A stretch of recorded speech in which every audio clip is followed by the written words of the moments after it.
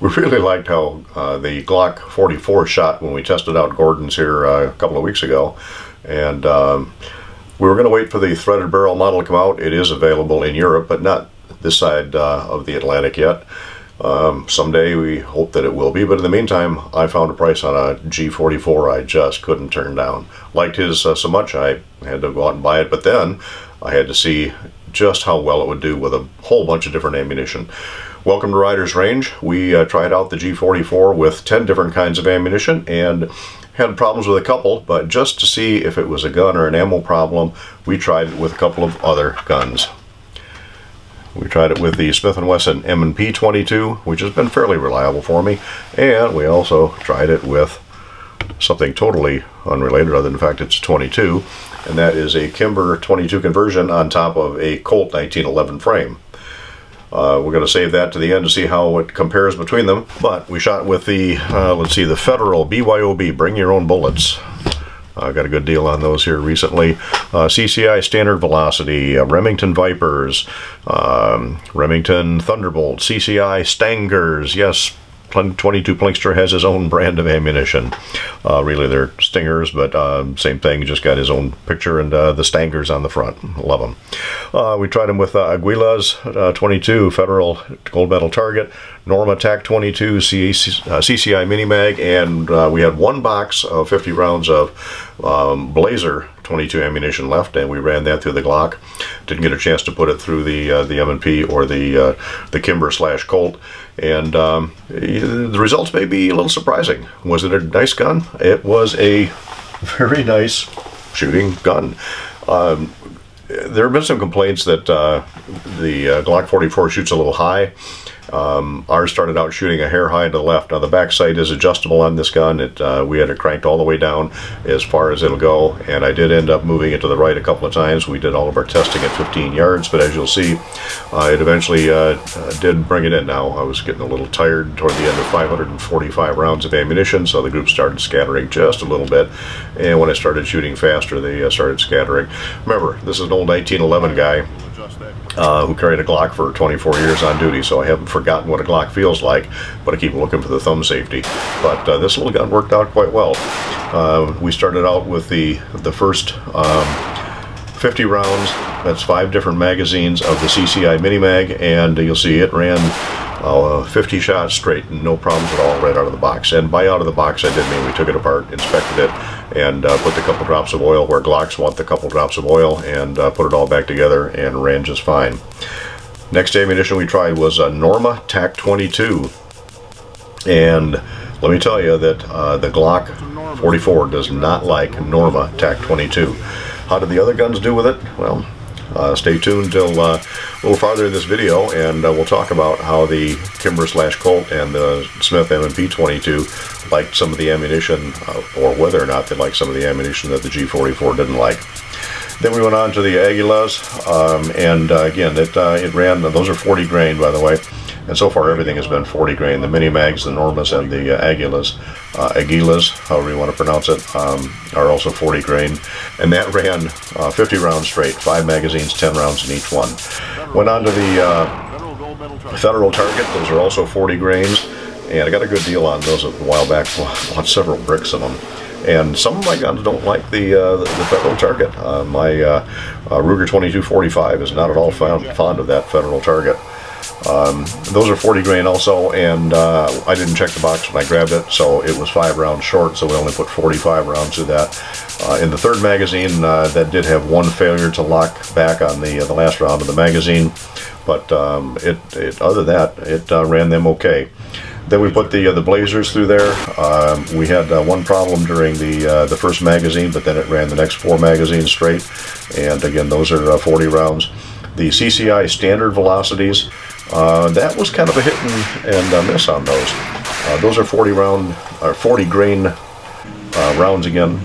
The first magazine ran fine, had a couple of problems in the second. Third magazine ran fine, a couple of problems at the fourth, and the fifth magazine of those ran just fine. Then we went to the Remington Thunderbolts. Those are also 40 grains, and that ran just fine. 50 rounds straight, no issues on it. And then to the Federal Bring Your Own Bucket. bring your own bullet buckets, whatever it is. It actually says bring your own bucket there on the side of it. And those ran pretty good. And the second, we did have a couple of misfires with those though. So we didn't have any feeding or extraction or ejection problems. Actually, we didn't have any feeding problems with any of these. Didn't have any extraction or ejection problems with those, just the misfires. And at the end, just for the kicks, we ran another magazine of those through, and that also worked fine. Then we went to the one of my favorite loads is the Remington Vipers. And interestingly, and now these are 36 grain, but the bullet contour is a little different, so I thought we might have some feeding trouble with those. We had a failure to feed out of the first magazine, had a misfire in the second, and I don't get a lot of misfires with that ammo, but that was the only one that we had. Failure to lock back after the last shot on the third magazine, then the fourth and fifth mags ran just fine. And then we went to the 32 grain CCI Stangers, and it ran 50 rounds straight out of those. Now they barked a little bit more, but even going back to the Normas, I could almost tell when it was going to fail on that one, because the recoil impulse and the sound was inconsistent on those. And after the first couple of failures, I could almost tell just by listening to it whether or not it was going to fail. And we had a lot of failures out of those. So overall, 545 rounds out of the Glock 44. It ran fine, it shot fine, and I like that little gun. I don't like the sights on it, and we did have a problem with the dot on the front sight appeared to be off center. It's not really that it was off center, however, the alignment on the front sight was just a little bit off. So you can see that that's not quite perfectly centered.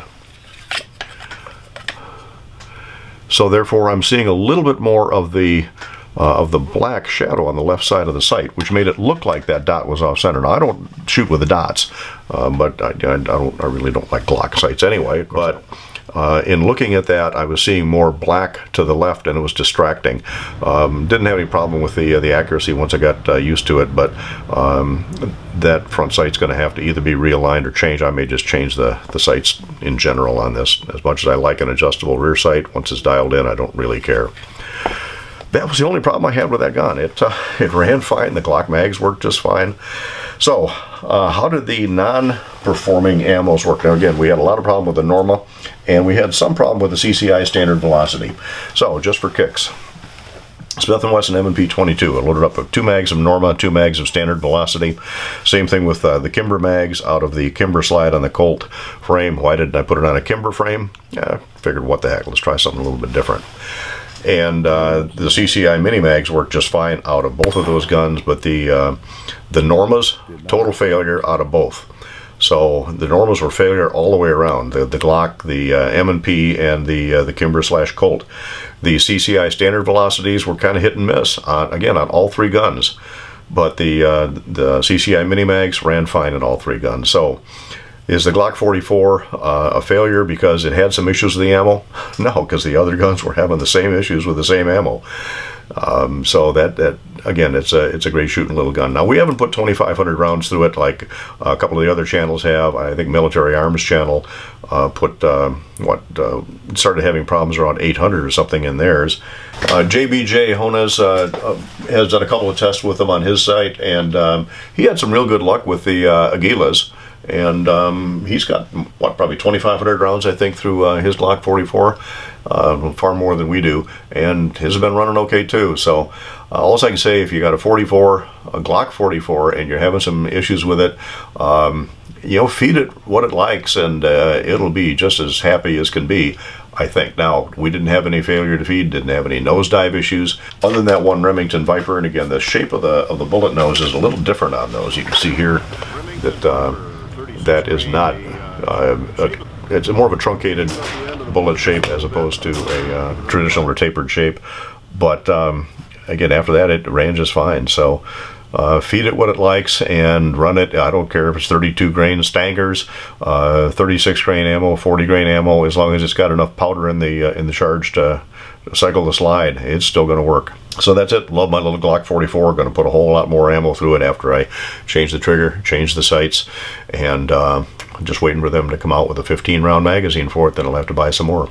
If you like these videos, we really appreciate a thumbs up, like, share, subscribe, click on notifications, and try to build the channel. And it is growing at a rate that I'm okay with right now.